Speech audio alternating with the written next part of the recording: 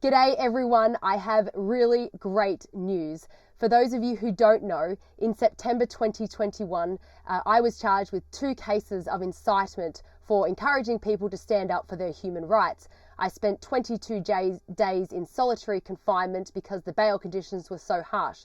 Most recently, the police took out a warrant to try and force me to get the passwords to all of the applications in my phone, including my private and business emails, Google Maps, Google Docs, etc. The warrant execution date was about a week and a half ago, and I told them, I'm not going to give you anything. How would you like to pursue? I said, I'm not going to negotiate the charges. How would you like to pursue?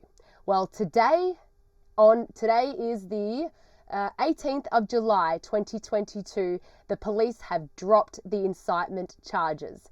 So 22 days in jail, hundreds of thousands of dollars worth of money spent on appeals, and they have just dropped the charges just like that. This is what they said. Further to our email, please be advised that the Director of Public Prosecutions has decided to discontinue the incitement charges on the basis that there is no longer a public interest in pursuing these matters, given the time Ms. Smith has already spent in custody. For the same reason, the warrant order will not be enforced. What the heck? Now, there's a few emotions going on here. I actually wanted to go to trial because I wanted to air a lot of these things. But, you know, I'm not going to kick a gift horse in the mouth. This is fantastic news. For anyone else struggling with incitement charges, you should be able to use this as a way to get out of your own as well. Now, I just want to use this opportunity to thank every single person that donated financially or even just sent their love through the atmosphere to me, because the fact that I had your support and the funding to continue fighting is part of the reason why I think they dropped the charges. Because of your help, I would not have been able to appeal the warrant. I would not have been able to appeal the original bail conditions. Now, I obviously have some money left over, but I have a plan for that. And for those who have donated, I will send you an email separately and explain to you what my idea is moving forward. Now, what can we learn from this? It's pretty clear to me that there are opportunities in our lives where we can push the boundaries, where we can say no, where we can stand up for our conviction. Now, not every battle is worth fighting, but some definitely are. And I had a feeling that this one was worth fighting. And let me tell you, many intellectual and high up barristers and lawyers told me to plead guilty and find a way out of this. They told me to sign the bail conditions. I didn't. Now, I'm not heroing my strength here. I had the strength only because of God gave it to me, but also because of the support I had.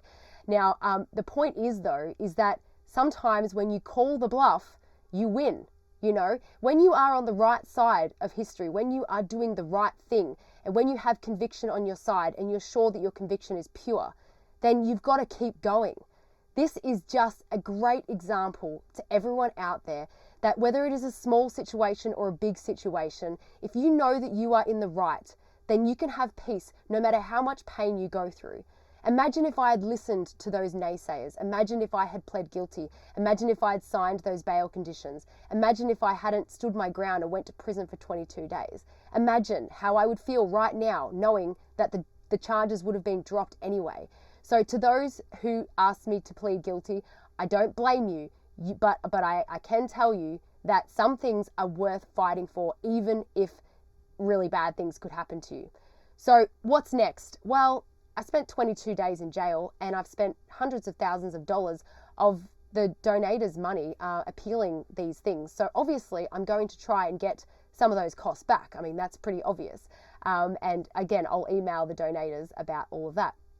If you want to keep updated on how I go with the fight back, go to reignitedemocracyaustralia.com.au and subscribe there, because this fight is everyone's fight. The government should not be able to put someone like me in jail for 22 days and then just say, oh, sorry, it's not in the public interest anymore. We're not going to pursue this. Can you imagine the trauma that I went through?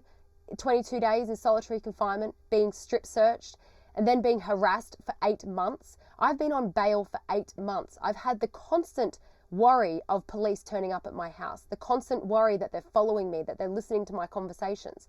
Whether they dropped the charges now or not makes no difference to the trauma that they have caused me and the trauma that they are causing Victorians especially every day. And they can't get away with it. And it's definitely my plan to not let them get away with it. So subscribe at Reignite Democracy Australia. You can keep up to date with the story. Also, you would have heard that I've just launched a new global brand called Reignite World Freedom, and our number one goal is to offer an alternative to the World Health Organization and the World Economic Forum. We have a massive global event happening in about 6 or 8 weeks, depending on the momentum that is built. You can go to reignitefreedom.com to pledge that you want to participate in that event. You can also subscribe so that you see how we go. I'm working with really amazing people around the globe on this project, and these charges being dropped has just given me a whole new set of wings, because now I'm no longer on bail. I can travel. I can do whatever I want.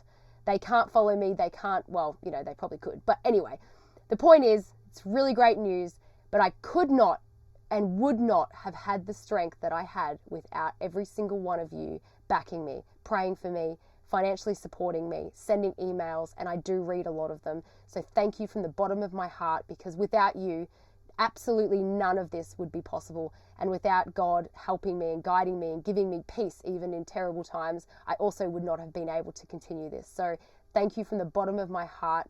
And guys, the fight is not over. Living expenses are through the roof around the world. Fuel prices are ridiculous. They're trying to force farmers and small businesses out of their work.